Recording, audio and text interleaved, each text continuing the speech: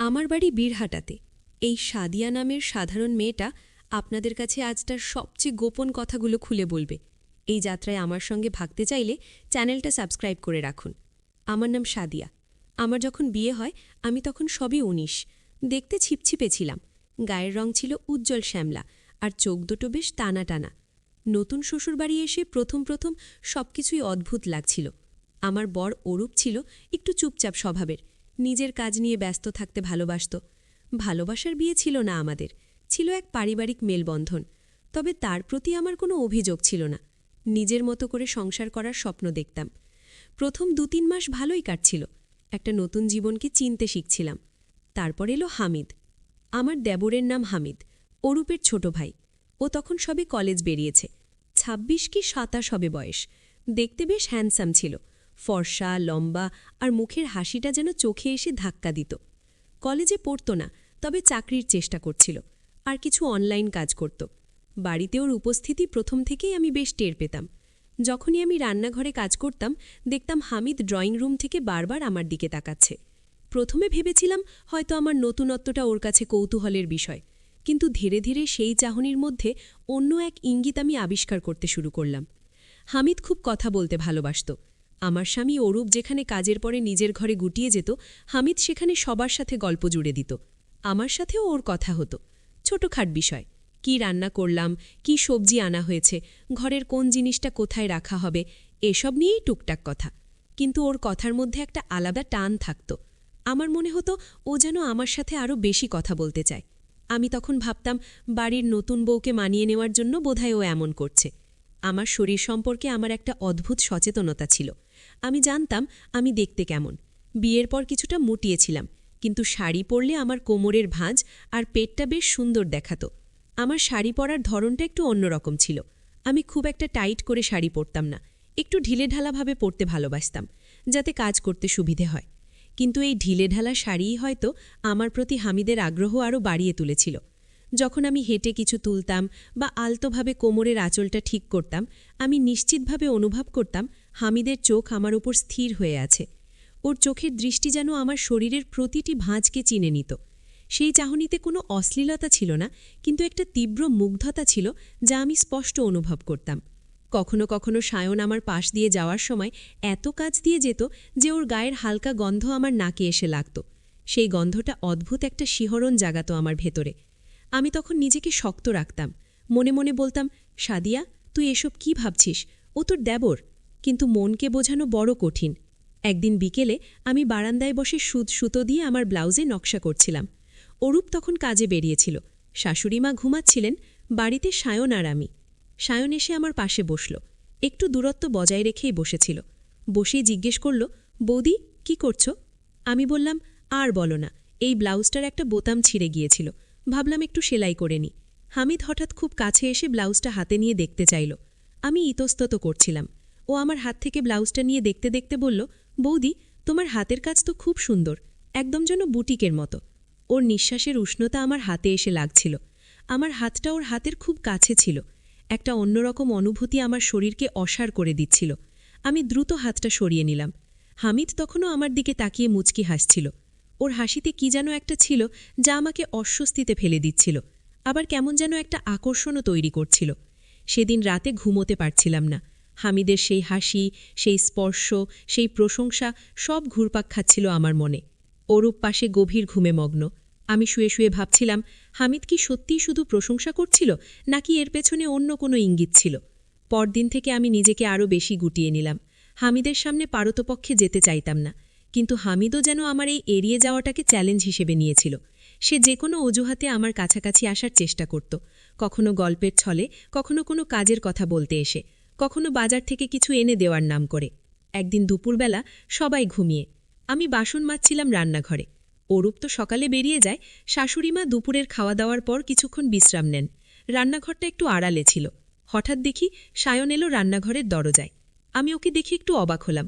ও বলল, বৌদি, একটা কথা ছিল। আমি বললাম, কি কথা? ও আর কোনো কথা না বলে আমার দিকে তাকিয়েছিল। ওর চোখে একটা অদ্ভুত তীব্রতা ছিল। আমি একটু অস্বস্তিতে বললাম, কি হয়েছে বলো তো?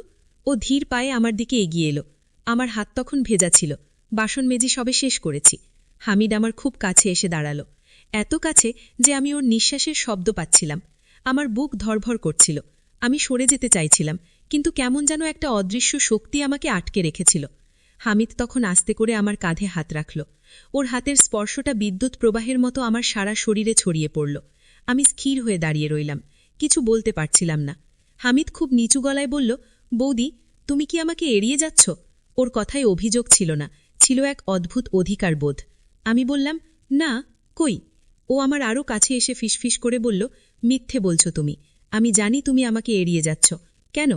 ওর হাতের চাপটা আমার কাঁধে একটু বাড়ল। আমি মাথা নিচু করেছিলাম। হামিদ আমার থুতনি ধরে আলতো করে মাথাটা উঁচু করল। ওর চোখে চোখ পড়তেই আমি যেন ভাষা হারিয়ে ফেললাম। ওর চোখে ছিল তীব্র কামনা, যেটা আমি আর অস্বীকার করতে পারছিলাম না। ও তখন আমার কানের কাছে মুখ এনে বলল, তোমার এই কাজল টানা চোখ দুটা আমাকে পাগল করে দেয় বৌদি। এই চোখের গভীরতা আমাকে বারবার তোমার দিকে টানে। এই কথাগুলো যেন আমার সমস্ত শালীনতার বাঁধ ভেঙে দিচ্ছিল, আমার সারা শরীরে কাটা দিচ্ছিল। আমি তখনও কিছু বলতে পারিনি। হামিদ আমার গালে আলতো করে হাত বলিয়ে বলল, আমার কি যে হয় তোমার সামনে এলে আমি বুঝতে পারি না। এই কথা বলার সাথে সাথে ও দ্রুত নিজেকে সামলে নিল, হাত সরিয়ে নিল আর স্বাভাবিক হয়ে সেখান থেকে চড়ে গেল। আমি তখনও সেখানেই স্থির দাঁড়িয়েছিলাম। আমার বুকের ভেতর একটা অদ্ভুত ঝড় বইছিল। সেই দিনটা আমার জীবনে একটা মোড় ঘুরিয়ে দিয়েছিল। হামিদের এই প্রকাশ্য আকর্ষণ আমার ভেতরে লুকিয়ে থাকা অনুভূতির দরজাটাকে খুলে দিয়েছিল। এরপর থেকে আমরা দুজনেই যেন একটা অন্য খেলায় মেতে উঠলাম।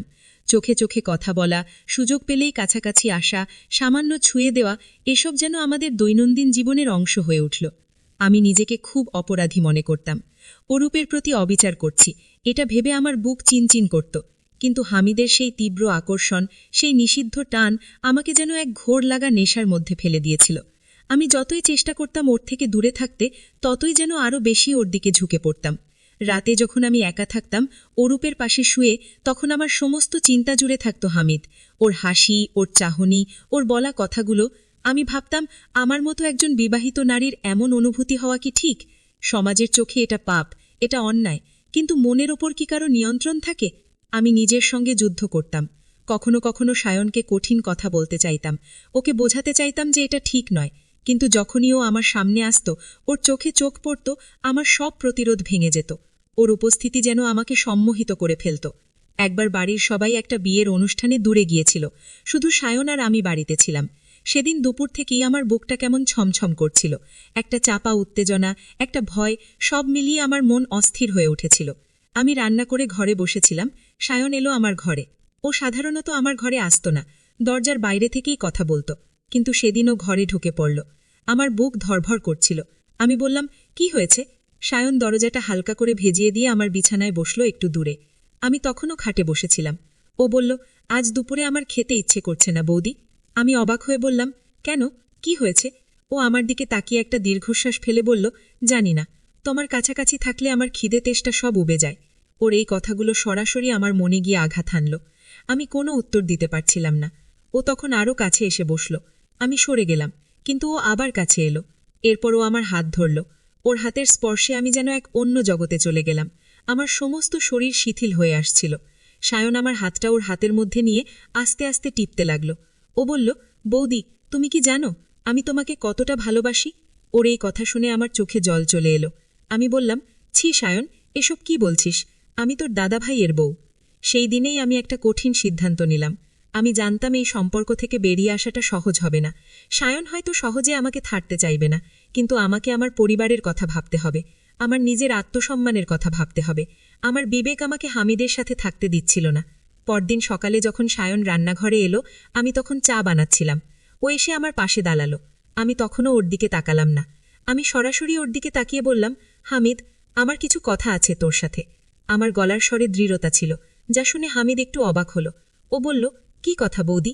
আমি বললাম, আমাদের এই সম্পর্কটা আর এগোতে পারে না, এটা ঠিক নয়। আমি আর এভাবে চলতে পারছি না। হামিদ প্রথমে চুপ করেছিল, তারপর ওর মুখে একটা বিষাদের ছায়া নেমে এলো। ও বলল, কেন বৌদি, কি হয়েছে? আমি বললাম, যা হয়েছে তা ভুল। আমি আমার স্বামী আর পরিবারের সাথে অন্যায় করছি, তুইও ভুল করছিস। সায়ন তখন আমার হাত ধরে টানল। আমি ওর হাতটা সরিয়ে দিলাম। হামিদ আমার দিকে এক তীব্র দৃষ্টিতে তাকিয়ে বলল, তুমি কি আমাকে ভালোবাসো না বৌদি? আমি বললাম, আমি তোকে ছোট ভাইয়ের মতোই ভালোবাসি, এর চেয়ে বেশি কিছু নয়। আমি মিথ্যে বলছিলাম, কিন্তু এই মিথ্যে বলা তখন আমার জন্য খুব জরুরি ছিল। হামিদ তখন খুব নিচু গলায় বলল, মিথ্যে বলছো তুমি। আমি জানি তুমিও আমাকে চাও। ওর এই কথাগুলো আমাকে কষ্ট দিচ্ছিল। আমি জানতাম ওরও কষ্ট হচ্ছে, কিন্তু এই কষ্টটা সাময়িক। আমি দৃঢ়তার সাথে বললাম, হামিদ, তুই যদি আমাকে সত্যিই ভালোবাসিস তাহলে তুই আমাকে এই ভুল পথ থেকে সরে আসতে সাহায্য করবি, আর যদি না পারিস তাহলে আমাকে তোর জীবন থেকে দূরে চলে যেতে হবে।